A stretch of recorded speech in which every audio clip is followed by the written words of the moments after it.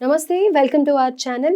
ప్రస్తుతం మనతో పాటు ప్రముఖ ఆధ్యాత్మికవేత్త, వాస్తు జ్యోతిష్య పండితులు వైవిఎస్ఎస్ గిరిరావు గారు ఉన్నారు. నమస్కారం అండి. నమస్తే అమ్మా.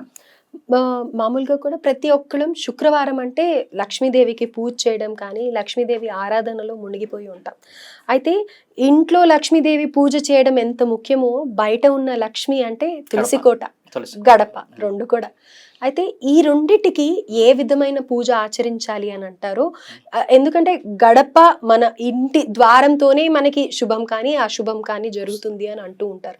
అలాగే ఇంటి ముందర కళకళలాడుతూ ఉన్న తులసి చెట్టు రెండు కూడా ఎంతైతే తులసి చెట్టు ఉండటంతో పాజిటివ్ రిజల్ట్స్ వస్తాయో, ఒకవేళ అది ఏదన్నా నిద్రపోతున్నట్టు అనిపిస్తే ఇంట్లో ఏదో అశుభం జరుగుతుంది అని కూడా చాలా మంది భావిస్తూ ఉంటారు. కాబట్టి అలాంటి తులసి చెట్టుకి ఆచరించవలసిన విధి విధానాలు ఏంటి? గడప ముందు కూడా కొంతమంది ఎర్ర నిమ్మకాయ అని, పచ్చ నిమ్మకాయ అని పెడుతూ ఉంటారు కదా, అలా ఇంకేమన్నా పాటించవలసిన నియమాలు ఉన్నాయా? తెలియజేయండి. చాలా సంతోషం అమ్మా. ఇది ప్రధానంగా ఇప్పుడు గడప ముందు తులసి చెట్టు అన్నారు కదా, అది సాంప్రదాయంలో ఉన్నది ఏంటంటే, పూర్వం పెద్ద పెద్ద మండువాయిళ్ళు ఉండి మనకి ఇంటి ముందు వసారా ఉండేది, పెద్ద ప్లేస్ ఉండేది మనకి. అంటే ఆ గేట్ తెరుచుకుని వచ్చినప్పటి నుంచి ఇంటి ముందు చాలా ప్లేస్ ఉండటం వల్ల ఏంటంటే, యాక్చువల్గా ఇంటి ముందు ముఖద్వారానికి ఎదురుగానే తులసి మొక్క ఉండాలి. అంటే మన ముఖద్వారాన్ని చూస్తూ అలా పెట్టుకోవాలని ఆచారం ఉంది. అది చేస్తే చాలా హైలైట్, వండర్ఫుల్. కానీ ఇప్పుడున్న అపార్ట్మెంట్ కల్చర్లో ఏంటంటే, మన ఇంటి వాకిలి ఎదురుగా ఇంకొక ఆయన వాకిలి ఉంటుంది, మధ్యలో 6 అడుగులు 7 అడుగులు గ్యాప్ ఉంటుంది.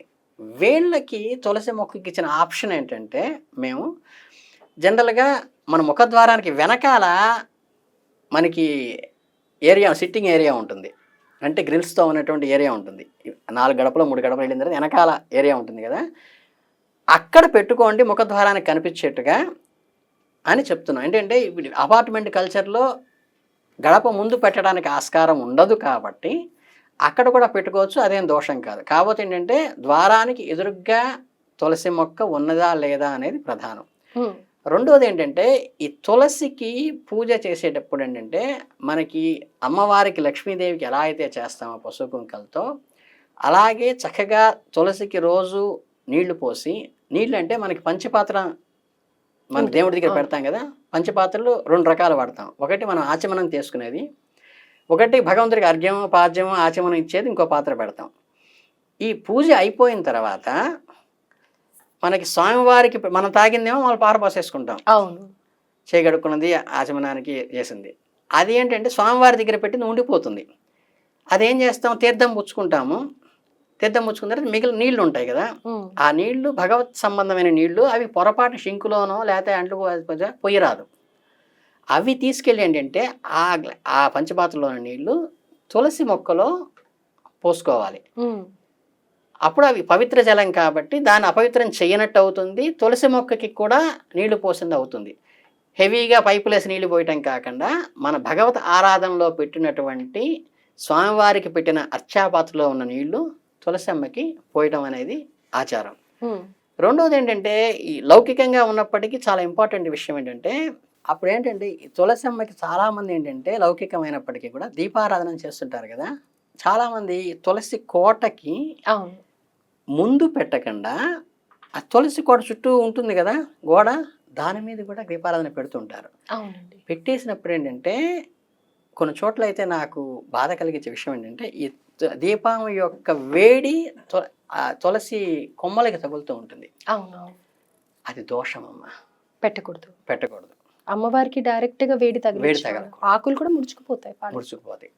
అంటే ఏంటంటే, మీకు శివారాధన కానీ విష్ణారాధన కానీ అభిషేకం చేసేటప్పుడు కూడా ఏం చేస్తామంటే, మనకి ఈ అన్ని పంచామృతాలు పోసిన తర్వాత వేడి నీళ్ళతో కొంచెం శుద్ధి చేస్తాం, శుద్ధోదక జలంతో. అంటే కొంత ఫ్రెష్నెస్ కోసం అనమాట. ఇవన్నీ అక్కడ మళ్ళీ ఇవన్నీ పంచామృతాలు అయిన తర్వాత తేనె ఇవన్నీ ఉంటాయి కదా అని. అప్పుడు ఏంటంటే గబుక్కుని వేడివేడి నీళ్ళు తీసుకొచ్చి పోయాం. మనిషి మన పసిపిల్లాడికి స్నానం చేయించాలంటే అమ్మమ్మలు బామ్మలు చేయబెట్టి గోరువెచ్చని ఎలా చేస్తారో స్వామివారికి అలా చేయిస్తాం, ఎలా చేస్తామో అలాగే తులసమ్మకు కూడా వెలుగునివ్వటం కోసం ముందు పెట్టాలి తప్పితే, ముందు ముగ్గేసుకుని షట్కోణం అంటే ఒక త్రిభుజం పైకి ఒక త్రిభుజం కిందకే వచ్చాడు, షట్కోణంలో ముగ్గు వేసి అందులో తులసమ్మని పెట్టి అది ముందు పెట్టాలి తప్పితే తులసి కోట మీద పెట్టకూడదు. అలాగే అది రెండో నియమం. ఉమ్, తర్వాత ఏంటంటే మనకి మా ఇళ్లల్లో మనం పాటించేలాగా ఏంటంటే ఈ మైల కానీ ముట్టు కానీ లేదా బయట నుంచి ఆఫీస్కో బజార్కో వెళ్ళి వచ్చిన తర్వాత డైరెక్ట్గా వస్త్రాలతో కానీ హాస్పిటల్కి వెళ్ళి వచ్చిన వస్త్రాలతో కానీ గబుక్కుని తులసమ్మ దగ్గర తాకరాదు. ఉమ్, పవిత్రంగా చూసుకోవాలి అది. అంటే మన దేవుడి మందిరం ఎంత పవిత్రంగా చూస్తామో తులసి కోట అంత పవిత్రంగా చూసుకోవాలి. ఈ మూడు ఖచ్చితంగా పాటించవలసిన నియమాలు. తర్వాత ఏంటంటే చాలామందికి తెలియదు ఏంటంటే తులసి కొద్దిగా దీపాలను తీసి అర్చన చేసి వచ్చేస్తారు. కాదు, మనకి ఇంత గణపతిని కానీ హరిద్ర గణపతిని పెడితే మనం ఎలా నివేదన పెడతామో తులసమ్మ కూడా నివేదన పెడతాం. ఉమ్, బెల్లం మొక్క పెట్టి నివేదన పెట్టాలి.